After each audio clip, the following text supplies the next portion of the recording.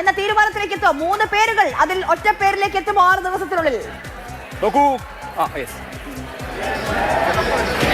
അതിവേഗം ബഹുദൂരത്തിൽ കാര്യങ്ങൾ മുന്നോട്ട് കൊണ്ടുപോകാനാണ് ഇപ്പോൾ കോൺഗ്രസിന്റെ തീരുമാനം.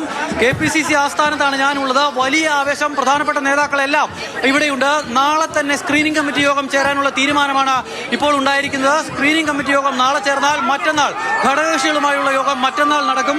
ഘടകകക്ഷികളുമായുള്ള യോഗം പൂർത്തിയായാൽ ഉടൻ തന്നെ 7-ാം തീയതി കോൺഗ്രസ് നേതാക്കൾ, പ്രധാന നേതാക്കൾ എല്ലാം തന്നെ ഡൽഹിയിലെ ചർച്ചകൾക്ക് ശേഷം 8-ാം തീയതിയോ 9-ാം തീയതിയോ 10-ാം തീയതിയോ ഈ 3 ദിവസത്തിനുള്ളിൽ കോൺഗ്രസിന്റെ മുഖ്യമന്ത്രിയെ പ്രഖ്യാപിക്കുക എന്നുള്ളതാണ് ഇപ്പോഴത്തെ നേതൃത്വത്തിന്റെ തീരുമാനം. വളരെ വേഗത്തിൽ തന്നെ ചർച്ചകൾ പൂർത്തിയാക്കാനാണ് ഇപ്പോൾ നേതാക്കൾ തീരുമാനിച്ചിരിക്കുന്നത്. സംയുക്ത വാർത്താ സമ്മേളനം നമ്മൾ ഉടൻ ഇന്ദിരാഭവനിൽ നിന്ന് KPCC ആസ്ഥാനത്ത് നിന്ന് പ്രതീക്ഷിക്കുകയാണ്. സംയുക്ത വാർത്താ സമ്മേളനം, നേതാക്കൾ എല്ലാവരും അവിടെയുണ്ട്. എല്ലാ കണ്ണുകളും ഇന്ന് അങ്ങോട്ടാണ്. അപ്പോൾ സംയുക്ത വാർത്താ സമ്മേളനം, കോൺഗ്രസിന്റെ സംയുക്ത വാർത്താ സമ്മേളനം ഉടൻ പ്രതീക്ഷിക്കുന്നുണ്ട്. കോഴിക്കോട് 2013 വോട്ടുകൾക്ക് ചങ്ങനാശ്ശേരിയിലെ UDF ലീഡ് 5171 ഉയരുകയാണ്. അതിനിടയിലാണ് കോൺഗ്രസ് നേതാക്കളുടെ സംയുക്ത വാർത്താ സമ്മേളനത്തിൽ ഉൾപ്പെടെ വിവരങ്ങൾ വരുന്നത്. കളമശ്ശേരിയിൽ UDF ലീഡ് 3500 ക്രോസ് ചെയ്യുന്നു. 3508 വോട്ടുകൾക്ക് കളമശ്ശേരിയിൽ ലീഡ് ചെയ്യുന്ന UDF. തൃപ്പൂണിത്തുറയിൽ UDF ലീഡ് 6312 ആണ്. കൊച്ചിയിൽ 2774. അപ്പൊ എറണാകുളം ആകെയല്ലേ ഒറ്റ എറണാകുളം ക്ലീൻ സ്വിപ്പ്, മലപ്പുറം ക്ലീൻ സ്വിപ്പ്. നോക്കൂ, ഇവിടെ കൊട്ടാരക്കരയിൽ ബാലഗോപാലിന് വെറും 242 വോട്ടിന് മാത്രമേ ലീഡുള്ളൂ. കോഴിക്കോട് നോർത്ത് UDF പിടിക്കുന്നു. ഉടുമ്പൻചോലയിൽ വമ്പിച്ച ഭൂരിപക്ഷത്തിലേക്ക് സേനാപതി വേണു.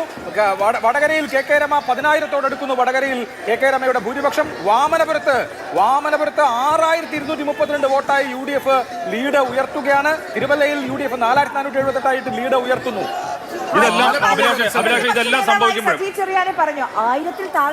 ഇതെല്ലാം സംഭവിക്കുമ്പോഴും ഇത്രയും വലിയ UDF മുന്നോട്ടം സംഭവിക്കുമ്പോഴും ലീഗ് 22 സീറ്റിൽ ലീഡ് ചെയ്യുമ്പോഴും അഴീക്കോട് എന്തായിരിക്കും സംഭവിച്ചത്? അഴീക്കോട് KV സുമേഷ് 4597 വോട്ടുകൾക്ക് 4 റൗണ്ട് കഴിയുമ്പോൾ ഇപ്പോഴും ലീഡ് ചെയ്യുന്നു. അത് വളരെ ആശ്വാസകരമാണ് LDF-നെ സംബന്ധിച്ച്. ഞാൻ ചോദിക്കുന്നത് ഇത് എങ്ങനെയാണ് ഒറ്റപ്പെട്ട ചില തുരുത്തുകൾ മാത്രമേ LDF-ന് ആശ്വാസം?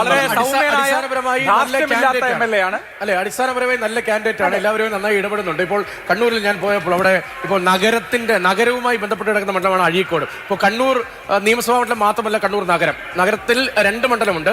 നഗരത്തിന്റെ ഒരു ഭാഗം തന്നെയാണ് അഴീക്കോടിന്റെ പ്രധാനപ്പെട്ട. അവിടെ രാമേന്ദ്രൻ കടന്നപ്പള്ളിയും സുമേഷും എപ്പോഴും എല്ലായിടത്തും ഉണ്ട് എന്നൊരു പൊതു ഫീലുണ്ട്. പക്ഷേ കടന്നപ്പള്ളി അത് തുണയ്ക്കുന്നില്ല. അത് മറ്റു പല പ്രശ്നമായിരിക്കാം. പക്ഷേ KV സുമേഷിന്റെ കാര്യത്തിൽ നല്ല ഇമേജ്, ധാർഷ്ട്യമോ ധിക്കാരമോ ഇല്ല, മസിൽ പിടുത്തമില്ല. അതൊക്കെ ഘടകമായിരിക്കാം.